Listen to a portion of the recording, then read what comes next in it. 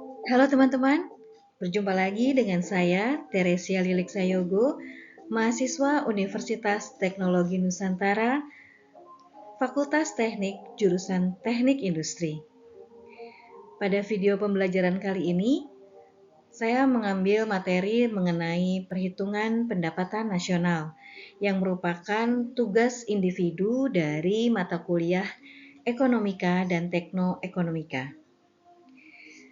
Saya akan berbagi sedikit tentang yang sudah saya pahami dari materi yang ada mengenai perhitungan pendapatan nasional. Mari kita mulai video pembelajarannya kali ini. Pernahkah teman-teman bertanya, seberapa kaya sebenarnya suatu negara? Atau seberapa makmur masyarakat dari suatu negara dari sisi ekonominya? Atau mungkin bagaimana kita bisa mengetahui perekonomian kita sekarang itu sedang tumbuh atau justru melambat? Nah, jawabannya bisa kita temukan melalui sebuah konsep penting dalam ekonomi, yaitu pendapatan nasional. Di video kali ini semua akan dibahas, mulai dari pengertian, jenis-jenis perhitungan hingga manfaatnya untuk kehidupan kita sehari-hari. Saya mencoba membahasnya sesuai dengan apa yang bisa saya pahami. So, mari segera kita mulai pembahasannya. Yang pertama, kita bahas dulu mengenai definisi tentang pendapatan nasional itu sendiri. Jadi pendapatan nasional adalah jumlah keseluruhan pendapatan yang diterima oleh masyarakat suatu negara dalam periode tertentu, biasanya 1 tahun, dan biasanya sering disebut sebagai pendapatan nasional per kapita. Nah, untuk menghitungnya, para ekonom biasanya menggunakan ukuran-ukuran agregat. Apa sebenarnya ukuran agregat itu? Adalah ukuran yang mencerminkan keseluruhan kegiatan ekonomi. Nah, kita masuk ke bagian yang pertama, yaitu pengertian dasar tentang perhitungan agregat. Kita lihat dulu apa sebenarnya atau ukuran agregat itu meliputi apa saja. Yang pertama, produk domestik bruto atau disingkat PDB, atau lebih sering dikenal dalam istilah bahasa Inggris yaitu GDP atau Gross Domestic Product, yaitu nilai total barang dan jasa yang diproduksi dalam suatu negara. Kemudian yang berikutnya adalah produk nasional bruto atau disingkat PNB, atau sering dikenal dalam istilah bahasa Inggris adalah GNP atau Gross National Product, yaitu PDB atau perhitungan dari angka PDB tadi ditambah dengan pendapatan neto dari luar negeri. Jadi total dari produk domestik bruto ditambah dengan pendapatan neto dari luar negeri.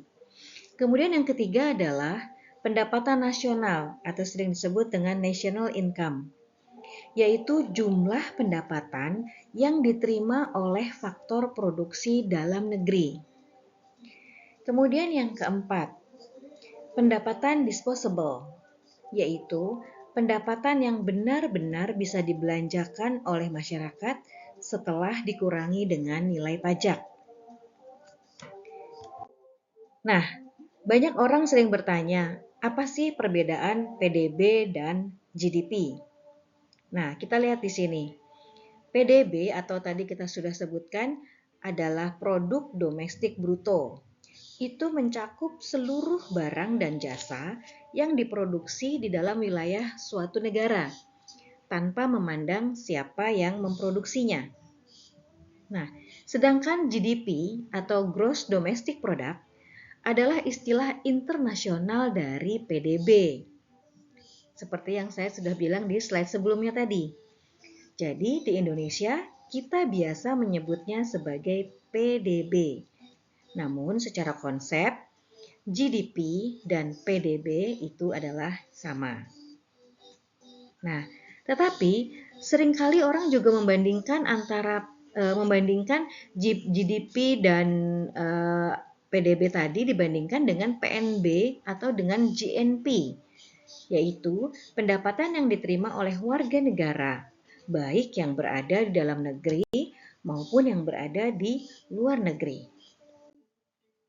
Nah, selanjutnya kita lihat PDB harga berlaku dan harga konstan.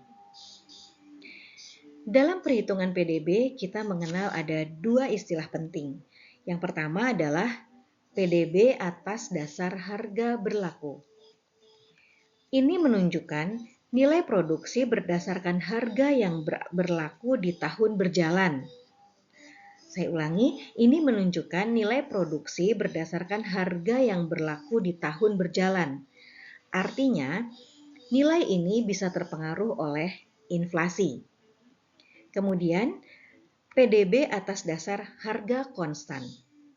Ini dihitung dengan harga tetap pada tahun dasar tertentu, sehingga lebih mencerminkan pertumbuhan real ekonomi tanpa pengaruh perubahan harga. Jadi, dua istilah ini artinya sangat berbeda ya teman-teman. Yang satu bisa terpengaruh oleh inflasi, yaitu PDB atas dasar harga berlaku. Yang satunya lagi, PDB atas dasar harga konstan adalah mencerminkan pertumbuhan real ekonomi tanpa terpengaruh oleh perubahan harga. Baik, kita lanjutkan dengan contohnya.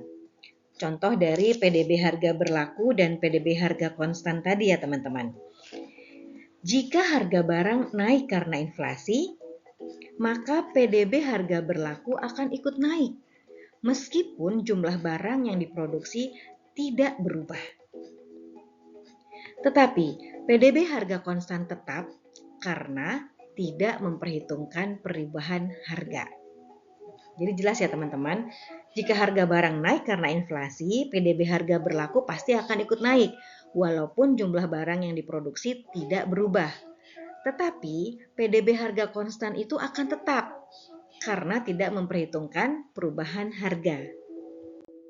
Nah, selanjutnya, mari kita lihat manfaat dari perhitungan PDB. Mungkin banyak yang bertanya-tanya, kenapa sih kita perlu menghitung PDB? Ternyata manfaatnya sangat banyak. Mari kita lihat satu persatu.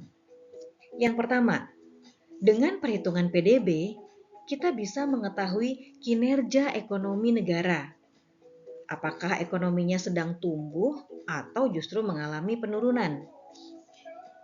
Yang kedua, dengan perhitungan PDB, kita bisa membandingkan kesejahteraan negara kita dengan negara tetangga atau membandingkan kesejahteraan antar negara. Jadi, negara dengan PDB per kapita tinggi biasanya pasti memiliki tingkat kesejahteraan yang lebih baik. Kemudian yang ketiga, dengan perhitungan PDB, kita bisa membuatnya menjadi dasar kebijakan ekonomi. Pemerintah dapat merancang kebijakan fiskal dan moneter yang tepat berdasarkan data PDB ini. Nah, manfaat yang berikutnya kalau kita menghitung PDB adalah kita dapat menarik investasi. Karena investor cenderung tertarik pada negara dengan pertumbuhan PDB yang stabil dan positif. Nah, demikian tadi manfaat-manfaat dari perhitungan PDB. Nah, sekarang mari kita review ulang apa yang sudah kita bahas dari awal tadi hingga manfaat tadi yang terakhir. Kita dapat beberapa poin penting. Ada 4 poin penting di sini. Yang pertama, pendapatan nasional itu mencerminkan total pendapatan masyarakat suatu negara. Paham ya teman-teman? Jadi poin yang pertama yang kita dapat dari hasil review adalah pendapatan nasional mencerminkan total pendapatan masyarakat suatu negara. Kemudian poin yang kedua adalah ukuran agregatnya antara lain PDB, GNP, dan pendapatan nasional.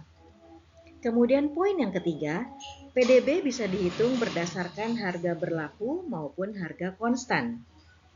Kemudian, poin yang keempat yang kita dapatkan adalah PDB juga bermanfaat untuk melihat pertumbuhan ekonomi, kesejahteraan, hingga investasi. Kita lihat contoh nyatanya. Indonesia mencatat PDB yang tumbuh setiap tahun. Artinya, ekonomi berkembang. Tetapi kalau inflasi tinggi, kita harus melihat PDB harga konstan untuk tahu apakah benar produksi barang dan jasa bertambah. Baik teman-teman, itu tadi sedikit pembahasan tentang pendapatan nasional. Semoga video ini bisa sedikit membantu kita untuk lebih memahami mengenai bagaimana ekonomi suatu negara diukur dan dinilai. Terima kasih sudah belajar bersama dengan video pembelajaran ini. Sampai jumpa lagi di video selanjutnya. Terima kasih.